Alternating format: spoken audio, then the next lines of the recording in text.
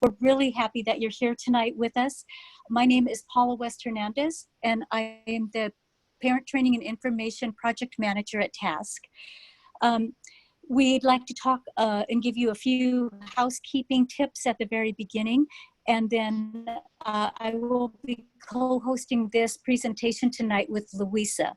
So we'd like for you to, if you're a teen and you're on this webinar, so if you're from ages 12 to 22, and you're on this webinar, could you just indicate that in chat for us? All you have to say is I'm a youth or I'm a teen. You don't have to give us any personal information, but that way we'll know if you're, how many youth we have on the webinar this evening.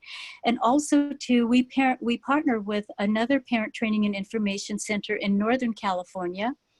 And so we share with them, if we're on the calls, we share with them and they share with us. So they would like to know if there are any families from Northern California on the webinar this evening. And if you are from Northern California, can you also indicate that in chat? If you will just put that in chat and put that you're from Northern California and your zip code, that would really help us as well. And any of the rest of you who want to put your zip code in, that would help us to know who is, where you're calling from or where you're joining from. All right, thank you so much. Okay, so all of our the PowerPoint handout and the resource list will be included in chat. So you can download it from there if you can. So I'm so sorry, the chat, so just to let everybody know, I'm blind and I'm using a Braille device, but I can hear the chats coming in. So I'm listening to them and trying to talk at the same time. But anyway, so so the PowerPoint handouts are in chat. If you can download them from there, then you can follow along. Now, if for some reason you're not able to follow along and you're not able to get the PowerPoint handout and the resource list, we'll email those to you. And our email address is task@taskca.org. So if you will email that email site, then we'd be happy to send you the resources and the PowerPoint handout. We're going to, this webinar is going to be presented in 3 sections. And so after each section, we're going to include or have a time for questions.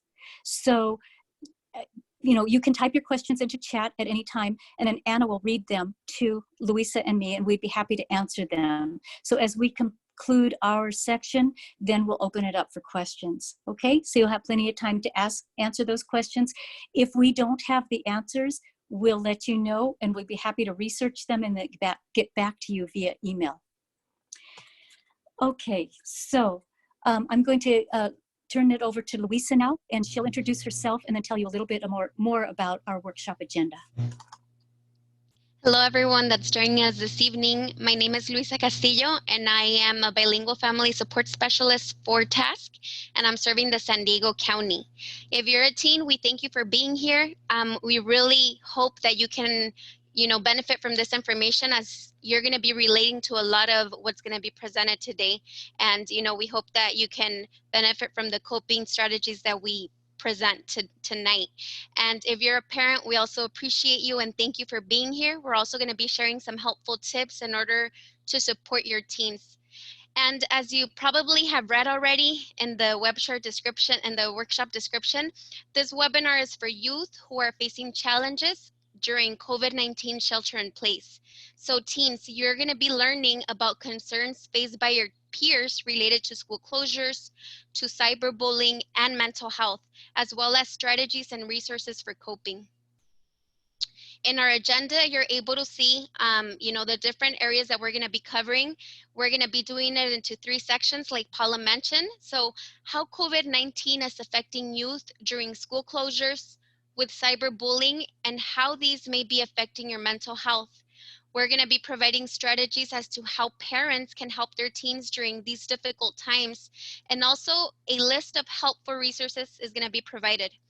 Throughout the webinar, Anna and Liz, our tech support, will be sharing files through the chat box, as Paula mentioned already. And these are going to be including the resource list and the workshop handout, as well as other websites or links that are important during this webinar. So please make sure to save it to your computer or mobile device. And if it's not possible, again, you can share your email through the chat box and we'll make sure to send these to you. So to start off, we're gonna allow Paula to take the lead with the first section of this webinar, which is school closures and the impact on teens. You're on, Paula. Thank you, Luisa. So as you all know, we've all been experiencing a complete flip in our life, right? So we have COVID-19 and we have shelter in place and schools are closed. So we're having online training, distance learning at home, and life has just completely changed for all of us. And we're experiencing all kinds of different feelings related to that closure. So youth in particular, this is impacting you in a great deal, in many ways. And so some of those ways are you're feeling loss of independence. You know, before, when school was in, you were able to go to school and be on campus with your friends. You had, you know, you didn't have your parents at home with you, but you were in a different environment. You, after school, maybe, you know, with their permission, you went out and you hung out with your friends, either at their home, you went to the mall, you went to the movies, you went to the park, you did other things, and then you came home and you did your homework, and so you really had a lot more freedom. And so that has disappeared with the staying at home and shelter in place. So you may also be feeling isolation, and that's a huge thing that a lot of people are feeling, and in particular youth. You've been used to being with your friends, and now you're at home and you don't have that physical contact with them like you used to do. Or maybe you can't just run over to your grandmother's home and hang out with her and eat her delicious cookies. So everything has changed, and that can create feelings of being worried, and you're anxious and you're concerned. And you might be concerned about the future. So you might be wondering, you know, am I even going to go back to school this year? And if I don't, I'm going to go back to school next year. And I'm going to have a lot of teachers that I don't even know. Who are those teachers going to be? And will my friends be the same? And how are they going to be? And are they going to still want me to hang out with them? So you have all of these things that you're thinking about while you're sheltering in place. And sometimes those can create feelings of anger, frustration, and we're going to talk about those feelings in a little bit, and also some strategies that you can do to cope with those feelings. You might be feeling cooped up right now. You know, you have your family at home, you have your siblings at home, and you're trying to deal with all of that, and you can't go out. And so you're feeling a little claustrophobic. You might also be feeling that you have a lack of privacy and a lack of space because you're all staying at home, and you may be sharing a room with your sibling. And so now you don't even have alone time to yourself. And there's a loss of normalcy. Even when you're taking a walk, you know, you have the social distancing. You need to stay away 6 feet from the person that might be on the sidewalk with you. Everybody's wearing masks, there's less traffic out there. So even things that should be normal seem different now. And those can create feelings of uncertainty. You may be feeling unstructured because your routine has changed. You don't get up and you don't go to school by 8 and leave, you know, when the last bell rings at 2:30. You have, everything is looking different. And so you may be feeling unstructured. Next slide. What are the educational impact on youth right now and teens? You may be feeling academic regression. So before school closure started, you had your teachers were all available to you. You could directly interact with them and you could get your questions answered. You may have had a one-on-one aide that worked with you, and you got some specialized assistance. But now that you're working from home, you don't have those same supports in place. And so maybe you don't understand the material like you did, or you have forgotten some of the material. Or perhaps you had related services like speech and occupational therapy and physical therapy, and you feel that because you haven't during school, that you're not functioning as much in those areas as you did when you were attending school on campus. So you might be feeling some regression in the way you function or in your academics. You may be feeling uncertain about how you're going to get your related services because maybe they haven't really implemented those yet. And you don't know if they're going to be provided to you virtually or in another format. And you might be feeling anxiety and frustration because you don't understand the assignments. They're really difficult, and now you're being expected to try to do it on your own, where before you had a lot of support, and that's understandable. You also might be feeling frustrated with the lack of teacher communication. You know, before the teacher was right there. You could raise your hand and she or he would walk over, or you could go up to their desk and talk with them and explain to them what your concern is. But now you need to wait for them to contact you. And by then you may have forgotten what the concern was. You may be feeling overwhelmed with the online platforms that you're being expected to learn so that you can receive the education that your teachers are trying to provide. And each teacher may be using a different platform. So that, you know, just trying to keep up with your schoolwork and learning the extra platforms can create a lot of confusion, frustration, and anxiety. Next slide.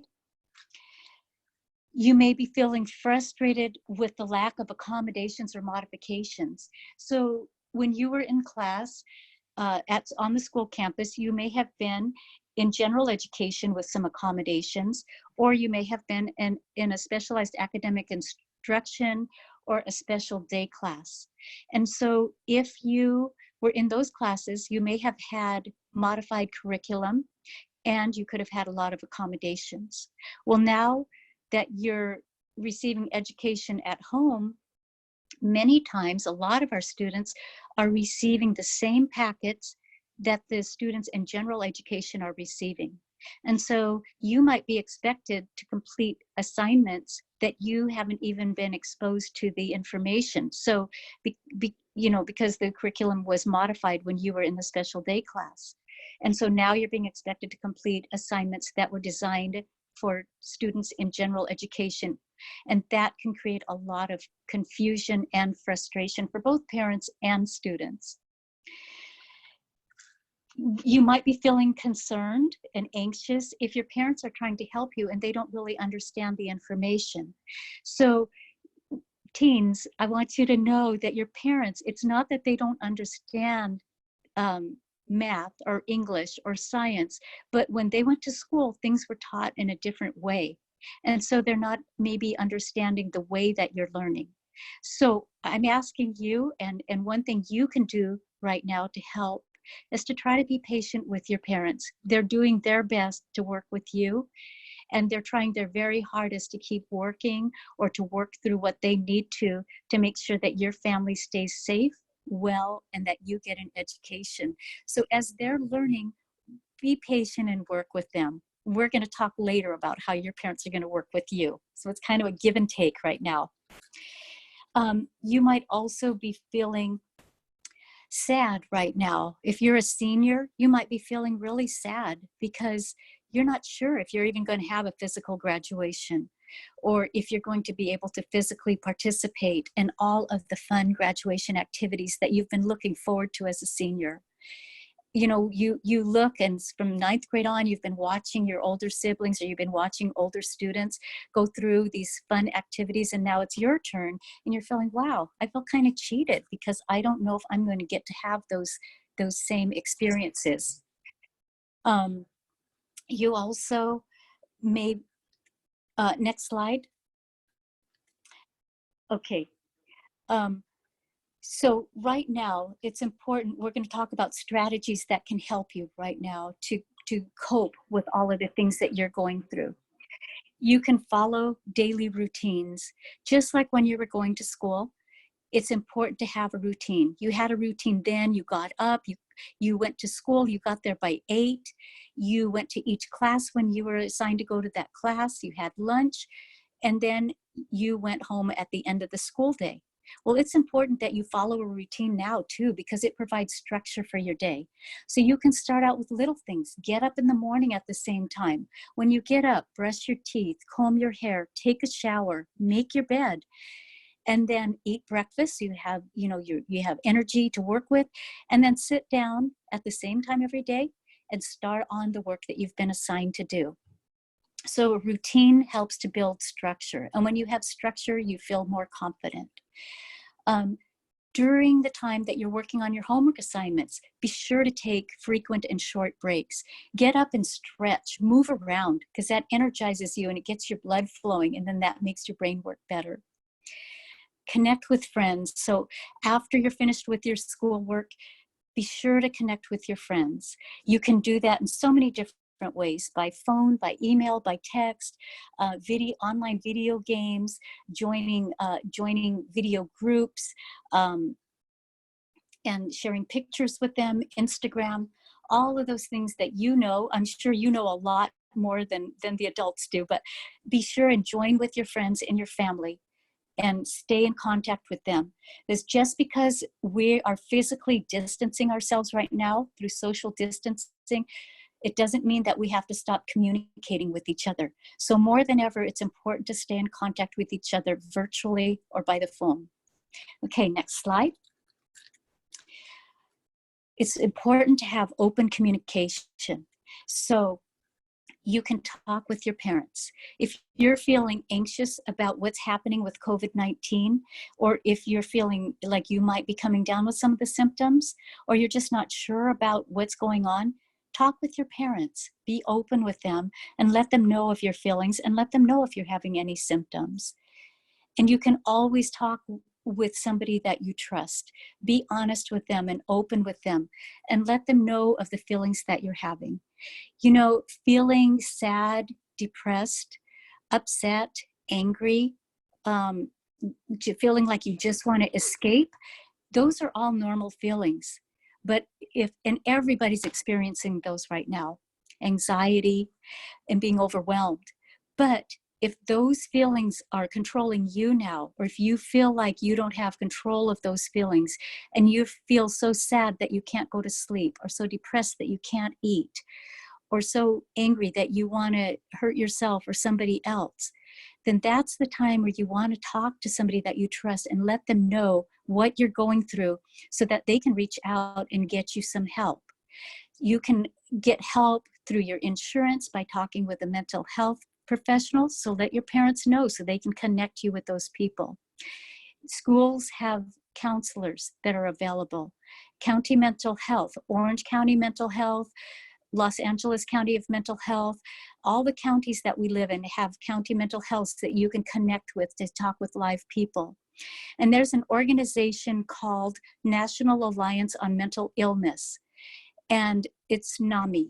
NAMI is a wonderful organization that helps people with mental illness, and you can contact them at nami.org, NAMI.org. If we can share that contact information, please. You can call them and you can speak with them live 24/7, and they will be able to talk with you and help you through the feelings that you're having. Ask for help, not only for your emotional health, but also if you have difficulty with school, if you don't understand something, ask for help. We're all here to help people, and we're all in this together. So be sure to reach out and get help. Okay, set boundaries. If you're feeling overwhelmed with all the information that you're receiving regarding COVID-19 and you want to take a break from that, just let your family know in a very respectful and polite way that I'm feeling overwhelmed and I need to take a break. Can we please not talk about COVID-19 at dinner tonight? Can we just talk about other things? So we don't know I'm sorry, I'm listening to the chat.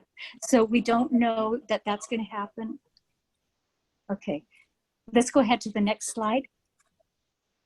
Okay, let's talk about strategies Oh, we're still talking about strategies. Okay, so offer to help others. Sometimes when you're feeling very sad or depressed, if you look around and you see how you can help others, that helps to take the focus off the things that are bothering you and helps you to focus on other things. So you can help, like maybe you have a neighbor or a grandparent that isn't able to get out and shop, and you notice that they need some groceries. You can package up the groceries and bring them over to the neighbor. Of course, just ring their doorbell, leave them on the porch, and go back home so you maintain social distancing. Or you can call that neighbor or your grandparents or another person that you know doesn't have a lot of social contact, and talk to them. Share pictures of yourself, your family, and your pets with them if you know them well. And you can also bring food to food banks, of course, following the social distancing guidelines, and so that you maintain your safety.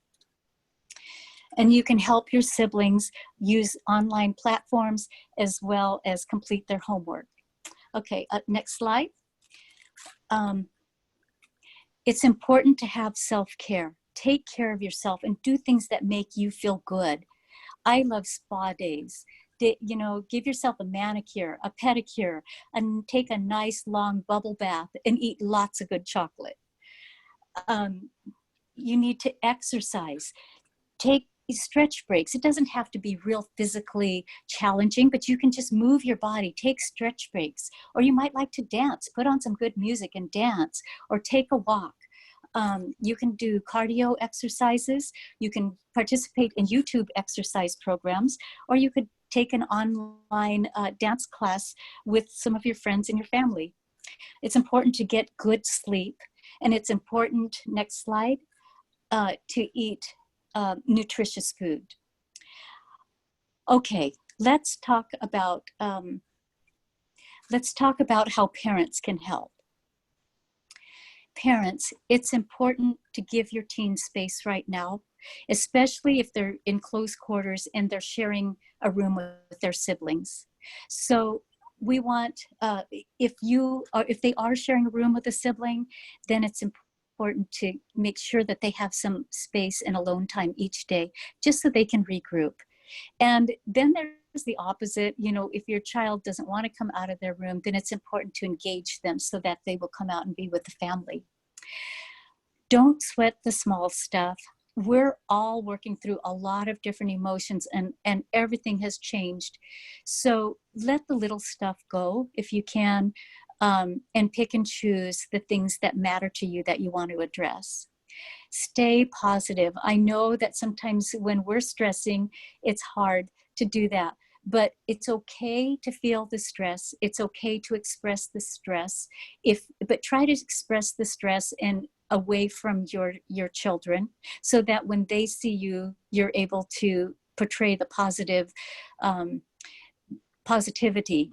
So our children, a lot of times, it's important for our staff. I'm sorry. Okay, I'm going to let that chat finish.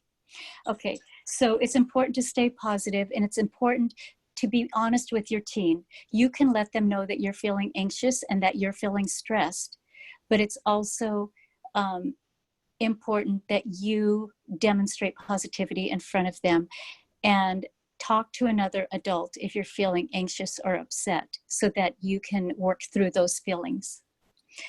Okay, praise your children often. If you see something that they're doing that you're particularly appreciative of, let them know. If they've loaded the dishwasher and you didn't ask them to, or if you asked them to load the dishwasher and they did it with a great attitude, be sure and let them know how much you appreciate what they're doing. And then choose your battles, like we said before. Don't sweat the small stuff. Pick and choose what's important to you and what you need to address. Be flexible. We need flexibility all the way around for parents and for teens. So be flexible with your kids. Next slide. Sorry. Okay. Communicate with your teen. Be open and have open communication with them. Invite their opinions. They might not have the same opinions as yours, but they are their opinions, and we want them to feel valued. So you can let them know that you're the decision maker, but you want to take their opinions into consideration. And sometimes our teens come up with very mature, surprising things that we're thinking, wow, that's amazing. I hadn't thought of it that way before. So validate teens and listen to what they have to say. Don't attack their point of view, but hear what they have to say. Answer their questions honestly. Don't give false promises. Don't say, oh yes, life will be back to normal in a couple of weeks. None of us know that. We don't know when when we'll be going back to school or what that looks like.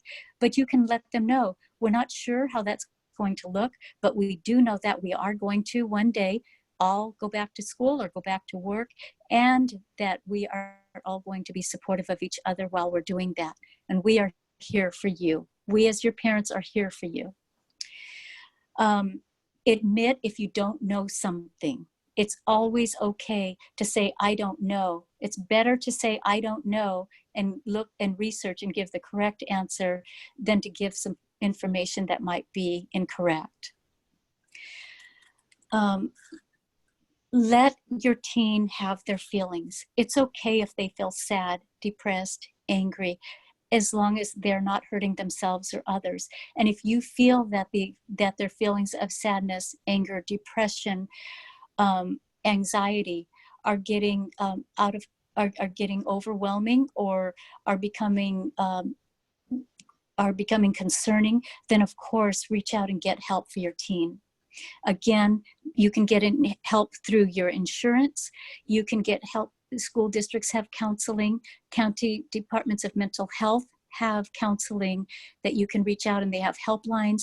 And then NAMI.org, of course, you can contact them, and they have a 24/7 hotline that you can call to get help. Okay, it's important to have an at-home schedule, and we've talked about that before, so we won't go over that again, but routine is important. You want to give incentives. We want to make staying at home fun. We want to give our teens something to work toward and some type of hope as they're doing chores, as they're working through school. We want to give them something positive and fun to work toward. And we want to give, if we're working with them on doing homework or other assignments, we want to give nonverbal praise. So if maybe we give them a high five, or maybe we give them we squeeze their shoulder or give them a hug. Those are all ways that we can connect with our teens nonverbally. And we want to also make sure that our teens are up and moving and getting good exercise. When they're doing their schoolwork, give them breaks. We want to also, excuse me, my Braille device just stopped working. Oh, okay, excuse me, just a minute. I'm going to get it up and running. Okay. Okay, we want to help, and we want to help them, but we also want to welcome their help when they help with their younger brothers or their sisters and getting them online so they can do their schoolwork, or in giving, helping their siblings with their math. So they know a lot, and we want to take advantage of that. Okay, next slide. So parents, you can find other resources to help you teach your children.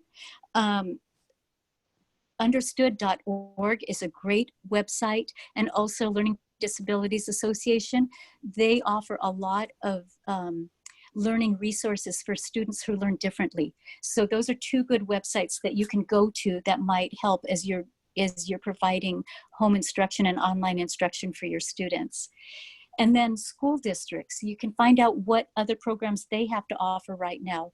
Most school districts are offering meals to students that can be picked up, and they're also offering technology like laptops and Chromebooks to students so that they can connect online to their classwork. It's important to stay in touch with the school and with your children's teachers. You want to make sure that you're reading communication from the school, and you also want to make sure that you are talking with your team to see if the teacher is talking with them about what is expected of them in school. So you always want to keep in touch with your kids as well. Okay, next slide. You can reach out to your Parent Training and Information Center, and that task is the Parent Training and Information Center for Southern California. We're also the Family Empowerment Center for Orange County. So both Parent Training and Information Centers and Family Empowerment Centers help parents to navigate the special education system, to collaborate with school districts to provide services for their children, to promote open communication with between parents and schools, to resolve differences on the local level with the school, and to help parents understand what their options are within the boundaries of the federal and state special education laws. So we have some links here that will help you if you don't know who your Parent Training and Information Center is. There's a link there to help you find your Parent Training and Information Center, and another link to help you find your Family Empowerment Center. It's also important for you to next slide.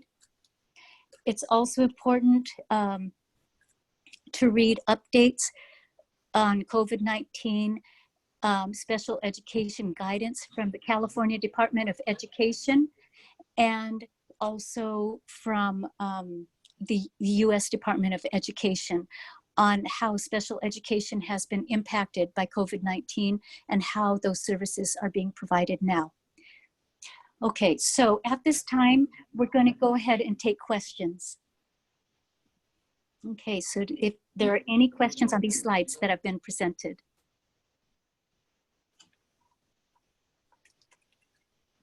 There's no questions at the moment, but we could wait a little bit since there might be typing. Okay. Okay.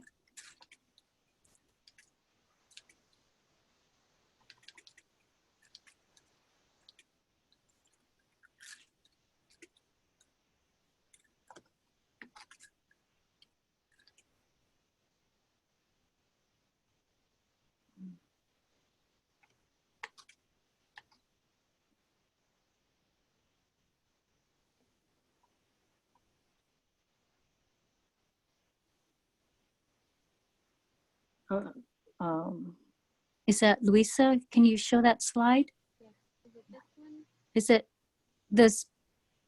Is it this one, the special education guidance from CDE? Is that the slide you're looking for? Yes. Okay. They'll also be on the, they will also be on the workshop packet that you receive, and also on the list of resources. Thank you, Luisa. Mm-hmm. Okay. Are there any other questions? It doesn't look like there's any other questions at the moment. Okay, Luisa, you want to? Yes, definitely. Okay, so thank you very much, Paula, for that information. So the next section of this webinar is cyberbullying and the impact on teens. So with this coronavirus pandemic, it has led to an extraordinary rise in screen time, right? So school closures and the strict measures like shelter in place mean that you teen are now relying more on technology in order to keep learning, in order to entertain yourself, and also to stay connected with the outside world, including your family and friends. However, if you do not have the necessary knowledge, skills, and resources to keep safe online, this can also lead you to a very common challenge that many youth face, which is cyberbullying. So let us learn more about what cyberbullying is in the following slides. Okay, so what is cyberbullying? This is bullying with the use of digital technology. It can take place on social media, chat groups, gaming platforms, and mobile phones. And it's repeated behavior that is aimed at scaring, angering, or shaming those who are targeted. And some examples include verbal and relational aggression, such as the ones that we have here on the slide. Spreading lies and rumors or posting embarrassing photos about someone on social media, sending harmful messages or threats via messaging platforms. It can also be hate speech, sexual harassment, ridiculing someone publicly online. and even impersonating or someone or creating false accounts on social media platforms and sending mean messages to others on their behalf. It's also important to note that bullying, cyberbullying, has unique concerns, and that is that it can be persistent. So one can immediately and continuously communicate 24 hours a day, and it can be difficult for teens experiencing cyberbullying to find relief, even at their own home. Also, cyberbullying can be permanent. So most information that is communicated electronically is public. And if it's not reported and removed on time, it can stay there forever. So a negative online reputation, including for those who bully, can impact many areas of your life, such as college admission in your future or even employment. Also, cyberbullying can be hard to notice because teachers and parents may not overhear or see cyberbullying taking place. It can also be harder to recognize. But what are some of the effects of cyberbullying? On this slide, we see some of them that we're going to go over, but cyberbullying can cause profound harm as it can quickly reach a wide audience and it can remain accessible online indefinitely. It can virtually follow its victims online for life in some cases. And when bullying happens online, it can feel as if you're being attacked everywhere, even inside your own home. It can seem like there's no escape. And the effects can last a long time and they can affect people in many ways. For example, mentally, you can feel upset, you can feel embarrassed, even angry. It can also affect you emotionally. You can feel ashamed of yourself or even lose interest in the things that you enjoy, that you love. It can also take a toll on you physically. So you may feel tired, you may have loss of sleep or experience symptoms like stomach aches and headaches. So the feeling of being laughed at or harassed by others can prevent people from speaking up or even trying to deal with the problem. In extreme cases, some people have even hurt themselves or attempted against their own lives. So what if I'm being cyberbullied? What if you teen are being cyberbullied? What can you do? Well, we see some good steps that you can take. First of all, seek for help. Speaking to a trusted adult, someone that you feel safe talking to, is one of the most important steps that you can take. And one of them is talking to your own parents. Sometimes it can't be easy for everyone to speak to their parents. More of we're teens, you know, we all go through that. But there are things that you can do to help the conversation. Choose a time to talk when you know that they're going to be having your full attention. Explain to them how serious the problem is for you. And remember, sometimes they may not be as familiar with technology as you are, but you might need to help them understand what's happening.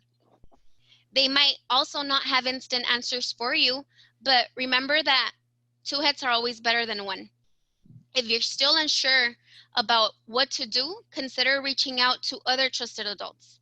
There's often more people that care about you than you can even think of. And if you still don't feel comfortable speaking to someone that you know or that you trust, you can also search for a helpline in your county, like the one that Paula mentioned earlier. We have so many, organizations that can help you, such as NAMI.org, which Dana had submitted on the chat box earlier. So make sure that you receive the help, that you seek help, even if it's a professional counselor and you want it to remain anonymous. Another thing to consider is know your social media privacy settings. If the bullying is happening on a social media platform, consider blocking the bully and formally reporting the behavior on the platform itself. Remember that social media companies are obligated to keep their users safe. Something else that you can do is collect evidence. It can be helpful to collect evidence by saving text messages if this happens via text message, or if it's happening on social media or on other platforms, take screenshots of it so that you can collect as much data as you can and show what's been going on. Also, reporting is key. For bullying to stop, it needs to be identified, and reporting is key. It can also help to show that show the bully that their behavior is unacceptable.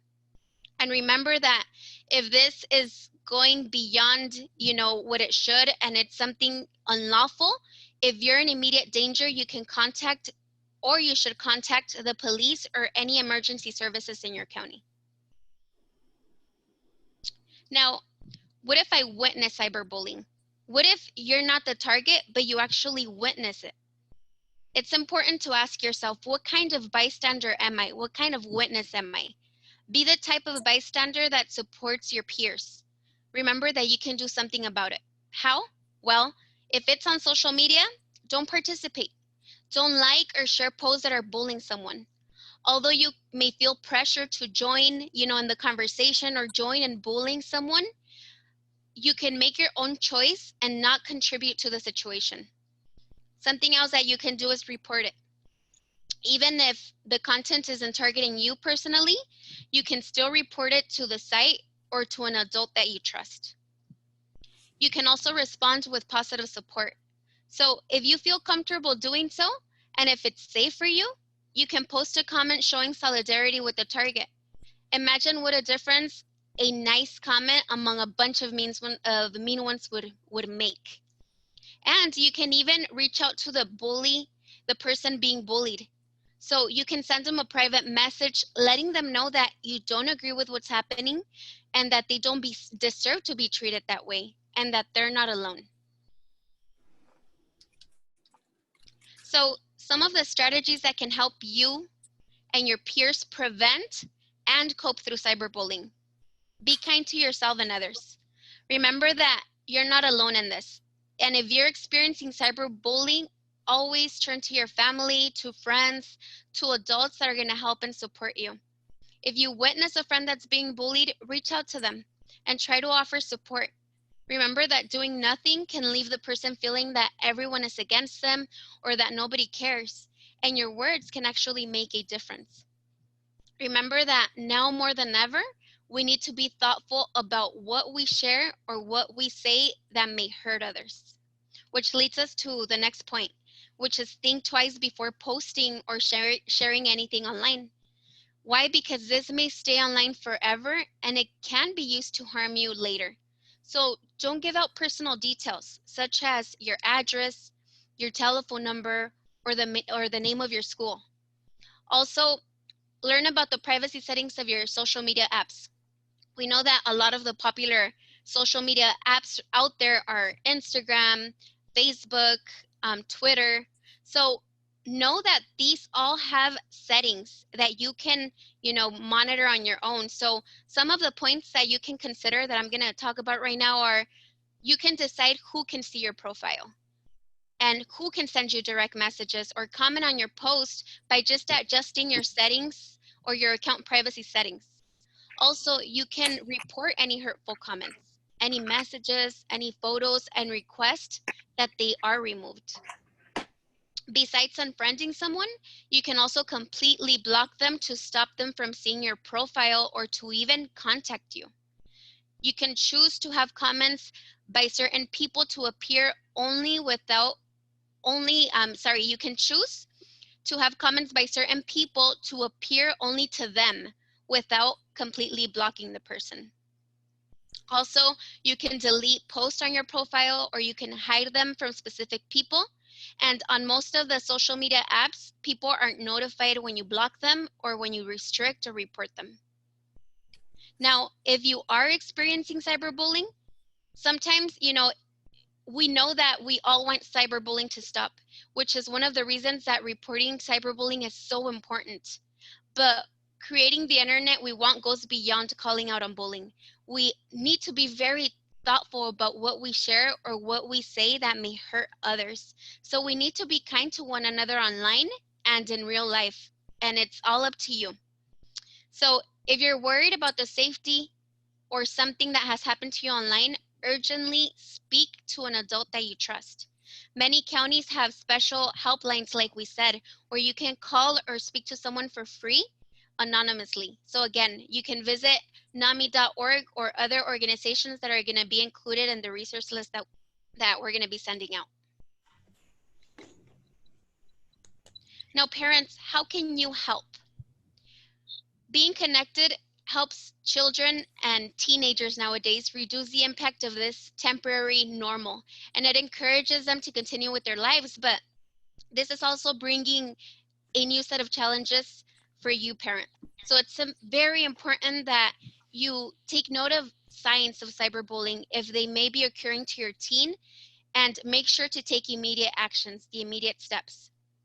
But how can you maximize all that the internet has to offer while minimizing the potential harm to your teen? Well, although it's not an easy balance on a normal day, let alone facing this health crisis like COVID-19, these are some helpful tips that you can take in consideration. For example, keep them safe with open communication. Make sure to have an honest dialogue with your children, your teen, about who they communicate with and how. Make sure that they understand the value of kind and supportive interactions, and that any mean, discriminatory, or inappropriate contact is never acceptable. If your teen experiences any of these, encourage them to tell you or a trusted adult immediately. And be alert that if your teen appears to be upset, or if they're secretive with online activities, or if they're experiencing cyberbullying, work with your child to, establish any rules or take the necessary steps, even where devices are going to be used, so that this can be prevented. Also, use technology to protect them. So check that your teen's device is running on the latest software, antivirus programs, any privacy settings are on. If webcams are used, but they're not being used at the moment, cover them. Even for younger children, we know this workshop is for teens, but if you have younger children, make sure that tools such as parental controls, including Safe Search, can help keep online experiences positive. Also, be cautious of free online educational resources. So your teen should never provide any private information, such as photos or their full name, or other details, contact information, so that they can use these resources. And remember to check the privacy settings to minimize data collection. Help them to learn to keep personal information private, and especially from strangers. Another step that you can take is spending time with them online. So create opportunities for your teen to have safe and positive online interactions with friends, with family, and you. If you're going to be using applications such as Zoom, just make sure that it's safe. We know that we've been using Zoom for everything nowadays, but you do want to make sure that they don't accept any strangers or people that they don't know on a video call. Also, help your teen recognize and avoid misinformation and age inappropriate content that may increase their anxiety, about COVID-19. There's a lot of digital resources from credible organizations like unicef.org or the World Health Organization that are available for you and your teen to learn more about the virus together, if you were to want to gain more information about this. Encourage healthy online habits. So promote and monitor good behavior online and on video calls. Encourage them to be kind and respectful to their classmates while distance learning. And also be mindful about the clothing that they wear, and avoid any joining video calls from a bedroom, or where there's not going to be any supervision. Familiarize yourself with school policies, with helplines to report cyberbullying or any inappropriate online content. Remember that as teens spend more time online, or children, they can be exposed to more advertising and to more promoting of unhealthy foods, gender stereotypes, or age inappropriate material. So help them recognize, online ads, and use the opportunity with them to explore what is wrong with some of the negative messages that you see in these social platforms, or any other technology that you use. Also, let them have fun and express themselves. So we know that spending time at home can be a great opportunity for your teens to use their voices online for positive things, to share views and support those in need during the crisis. So encourage them to take advantage of digital tools that are going to get them up and moving, like online exercise videos, video games that require physical movement. But always remember to maintain a balance of online recreation and offline activities, even including time outside if it's possible in your area. And monitor the use of technology. So set screen time schedule and limits. Even if there's designated areas in the home where devices should be left, during certain times of the day. Try to leave them all in one place, and engage in offline activities, such as when you're eating as a family, when you guys are cooking together, or doing other family activities. Okay. So do you guys have any questions regarding this section of cyberbullying? Well, there was one question asking if we have any list of resources for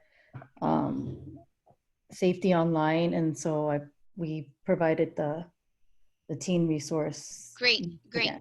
Yes, and again, the list of resources that we're sharing with you, the file, includes a list of different websites, UNICEF, there's also stopbullying.gov, there's pacer.org, which all, talk about bullying, cyberbullying, and steps that you as parents can take. Okay. And also, if you're not able to download those from chat, the PowerPoint and the resource list, please email us at the task email, and we'll be happy to send you those documents with the resources that Luisa just mentioned.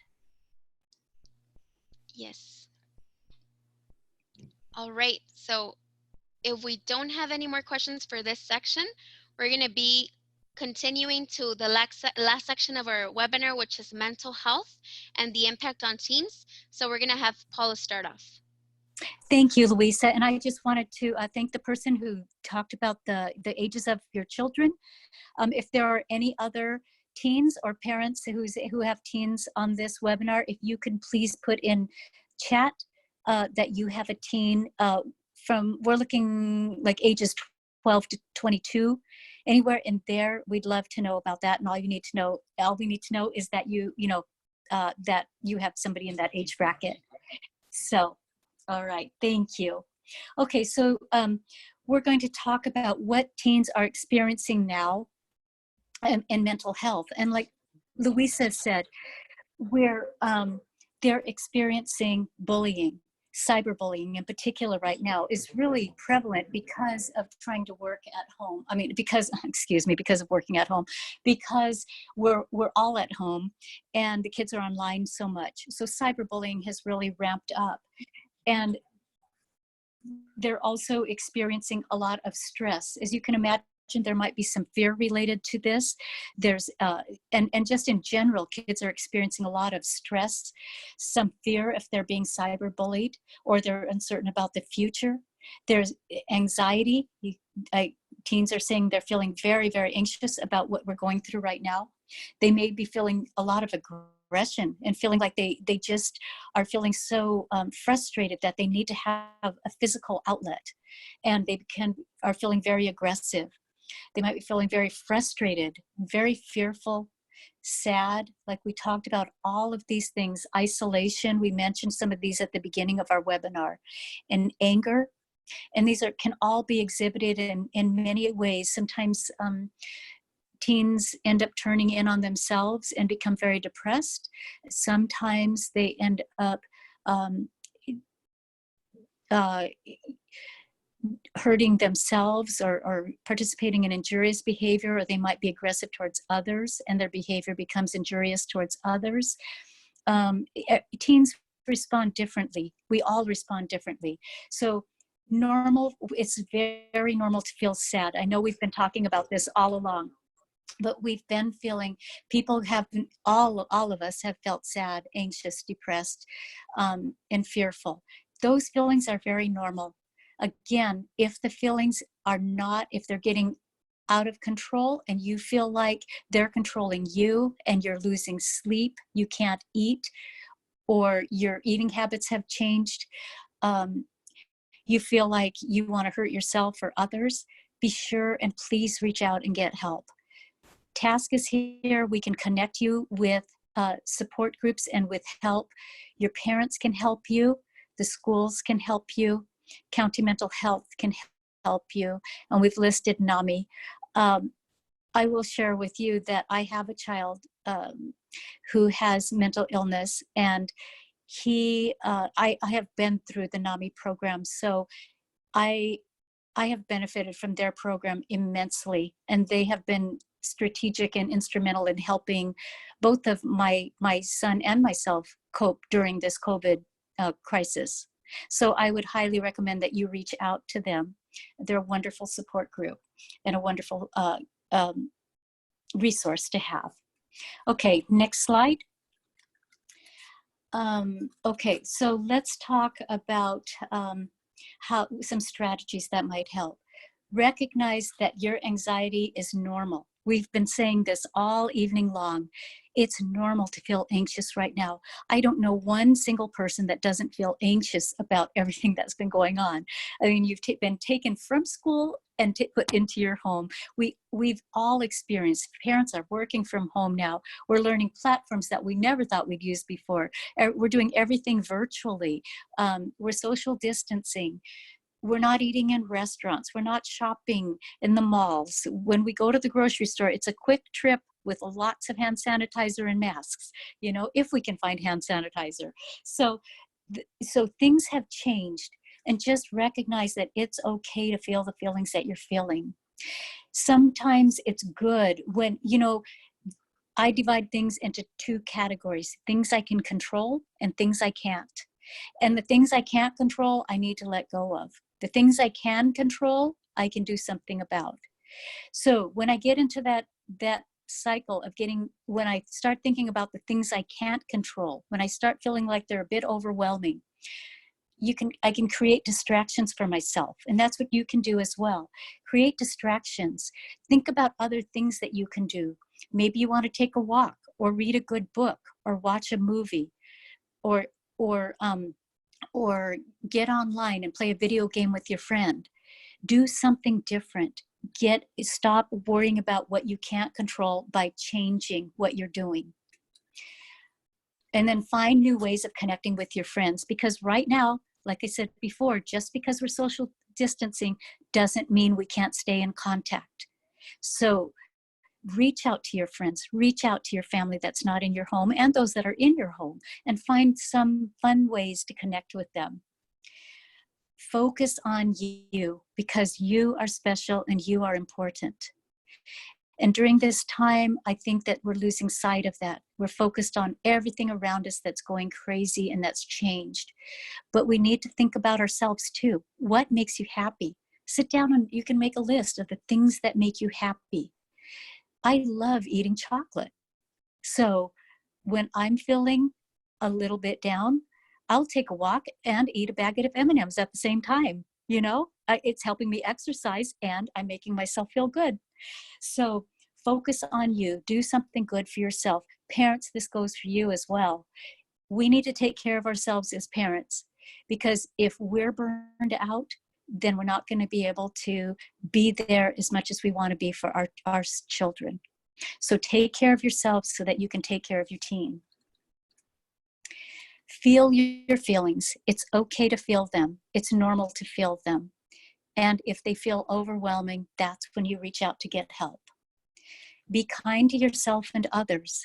Like Louisa talked about in the bullying slides, it's important to reach out to those that are hurting. If you have a friend and you know that they're being bullied online, send them a note, connect with them in whatever way you do, online, virtually, through text, whatever.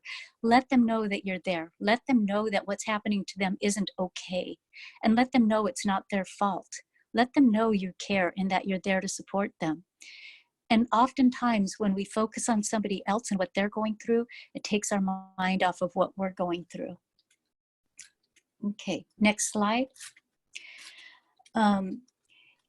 Keep in contact with your healthcare provider. So if you're under doctor's care, make sure you're staying in contact with them.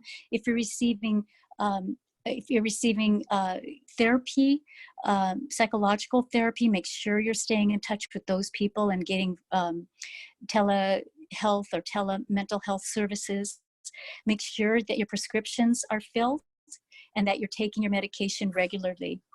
And then voice your struggles and feelings. We've talked about that throughout our webinar tonight. It's so important to communicate with a trusted adult and let them know how you're feeling. And it's very, very important to have self-care. So Louisa, you want to talk more about this? Louisa? Yes. Okay. Okay, thank you. So thank you, Paula. So we're going to be talking about what is self-care. According to Psychology Today, it defines it as taking the time to know you better. So anything that helps you organize your thoughts, and allows you to get to know yourself better are considered self-cares, or, to get to know who you are. And some examples, like the one shown on here on the PowerPoint: art. Show your illustrations. If you like painting, if you like drawing, share them, share your illustrations, your drawings, and other art content that can help you raise awareness maybe of the importance of supporting each other, kindness in times of crisis, and taking care of your mental health. Also, photography. Be creative and share your photo content with others. What if maybe you're only used to taking photos of others, but why not step out of your comfort zone and even step onto the other side of the camera, and you're going to be the model now. Something else that you can do is exercise. Run if you enjoy walking. Running, of course, make sure that it's safe, and with social distancing. Walk, dance. There's so many videos through YouTube or even gyms that are providing free online classes or videos. For example, I have Planet Fitness, and I know they're providing free online classes or videos for free for everyone right now on their website.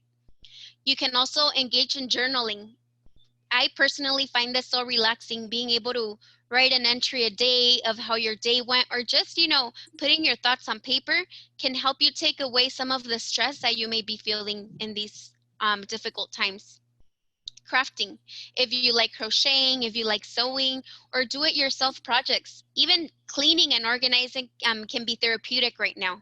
Finding something that you want to, create or decorate can be relieving.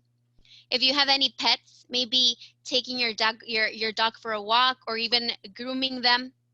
Also, praying and meditating. If you're religious, strengthening your faith through reading, meditating on what you read and learn, but what's most important is that you take care of yourself and do things that you love and that you enjoy during these difficult times. And how can parents help? Remember, parents, that you're fundamental in helping your teen stay healthy and both mentally and emotionally. So these tips can be helpful if your teens are displaying some of the feelings and emotions that we have been talking about throughout this whole webinar. So make yourself available. Your teen may need that extra attention right now and may want to talk about, their fears, if they have any questions. So tell them that you love them constantly, and give them plenty of affection. Also, model how to manage feelings. Remember to model positive behavior. Parents who show good coping skills and help reassure kids that they're safe. After all, remember that kids learn from their parents and how to react in new situations. So you're their example. Also, monitor television viewing and social media. So we've talked about how these can be outlets and being connected with the outside world. However, there also has to be a limit in order to keep, that mental health well-being. So if it needs to be limited, set times like we have mentioned. Use positive discipline. Remember that we all make mistakes, including our teens. So if you're a teen and if you're a teen and you accidentally make a mistake, and you parent, you see that they accidentally don't wash their hands, or that they don't sneeze into their elbow, gently remind them. Scaring them with the potential consequences of their mistakes may not be that helpful at this time. More of they're experiencing these, mental health challenges. Also, watch behavioral change. So if there's any changes in your child's sleep, appetite, interest in being with friends, or levels of reassurance seeking, as well as maybe excessive hand washing, these can be signs that your teen needs more help. So seek for that medical attention. Also, very important, do meaningful things with your teen. So we have included a list of great resources on the list that they have shared with you as well. There's websites that, include a variety of things that you can do with your teen. Some of these wonderful ideas include, that you can do with your teen in your free time is staying connected with others, maintaining social networks, writing letters to elderly in nursing homes. Remember that a lot of them are isolated, and being able to help others can be something that you can do with your teen, or as a family.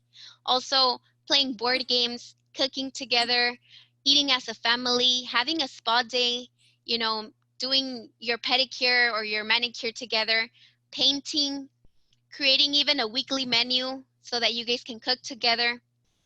Also, if you guys want to create a chore list, maybe not everybody's going to want to do this, but it can be something that you do. Doing talent shows as a family, playing instruments, getting active, or what if maybe you had a trip, a vacation that was planned and had to be canceled? Well, you can also get a little creative. Why don't you take a virtual trip tour through Google Earth, and choose wherever you guys want to go and explore that country through Google Earth. So just think outside of the box and do meaningful things with your teens. And remember, parents, something very important. Remember that you must take care of yourself before, or in order to be able to take care of your teen. So don't forget about you.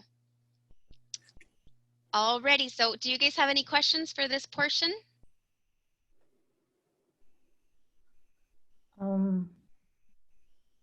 No questions so far. Okay. Questions? You can always send questions afterwards if you think about them to the task email address, and Louisa and I will be happy to email you back with a response. Definitely. Well, thank you all very much for joining us tonight. We would like to ask you to please fill out our workshop evaluation form. On the screen that you have in front of you, you're going to see the link to SurveyMonkey, which you can copy and paste into your browser. I'm sure that Anna and Liz are also going to insert it in the chat box. Or if you have a mobile device, a smartphone, you can also scan the QR code that's presented in front with your camera. And this is going to take you directly onto the link for the evaluation form. Also, all the webinar evaluations are going to be put into a drawing for a $25 gift card. So please be sure to include your contact information, and that way you can be entered in the drawing. So we're going to be leaving the screen up for a few minutes so that you can access the evaluation. And meanwhile, we're going to have Paula give us a few reminders. So again, if you haven't had a chance, if you're a youth that has joined our webinar and you haven't had a chance to let us know, please let us know in chat. If your age is 22 to 12, just say, I'm a youth or I'm a teen, or the parent can write in, I'm on with my teen who's age whatever, or I'm on with a teen, I'm on with the youth.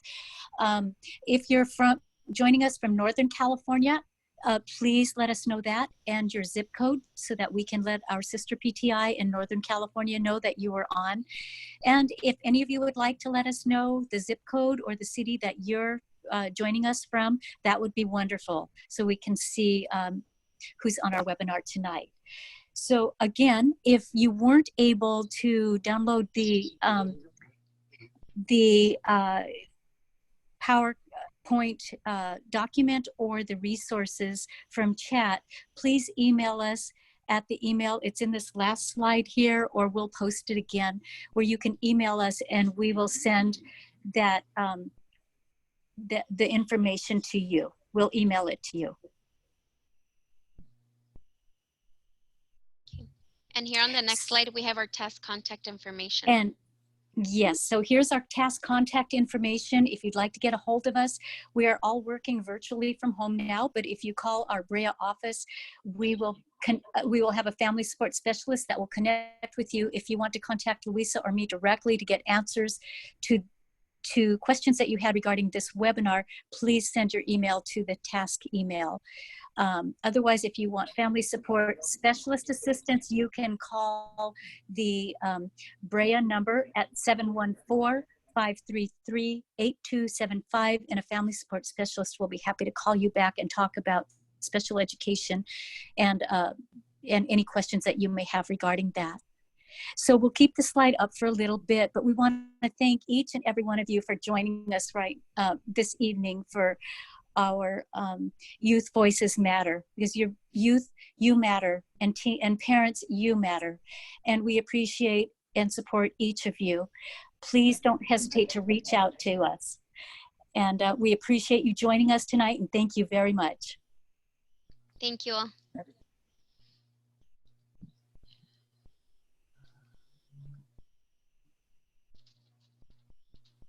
There